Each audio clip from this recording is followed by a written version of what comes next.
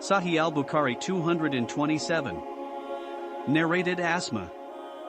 A woman came to the Prophet and said, "If any one of us gets menses in her clothes, then what should she do?" He replied, "She should take hold of the soiled place, rub it and put it in the water and rub it in order to remove the traces of blood and then pour water over it. Then she can pray in it."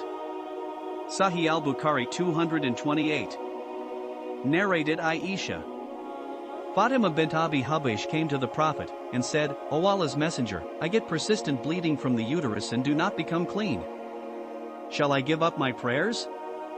Allah's Messenger replied, "No, because it is from a blood vessel and not the menses. So when your real menses begins, give up your prayers, and when it has finished, wash off the blood, take a bath, and offer your prayers."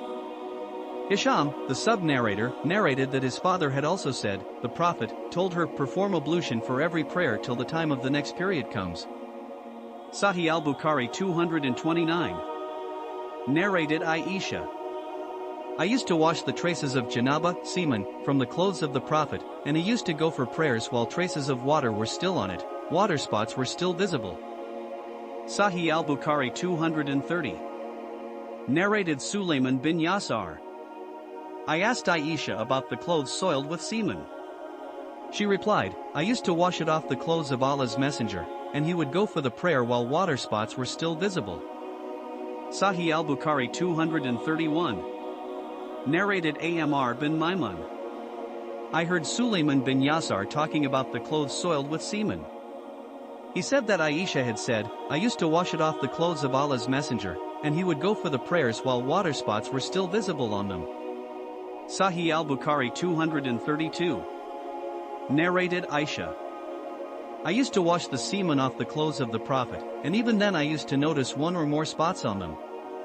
As narrated in the ahadith above, to pray in clothes which had the spot of menses blood or semen is allowed under the condition that the water spots are only left, indicating we have to thoroughly clean the spots of blood or semen from the clothes, and we can pray in same clothes. We don't have to change the clothes. If we have, we can, but if a person don't have extra clothes or clothes to change, then they can wear the same clothes for prayer, but condition is to clean the filthy spots thoroughly, that the filth is no more on the clothes and only the water spots are visible. You can dry the clothes also. These are teachings of Islam which are very easy. Yes, women cannot pray during their time of the month, but once it is over, they can clean their clothes if they had blood on them, and once all the bloodstains are gone, they can wear the same clothes for prayers.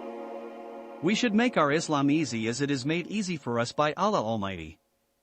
But remember the teachings of Allah Almighty and our beloved Prophet, and don't make such conditions which may contradict their teachings.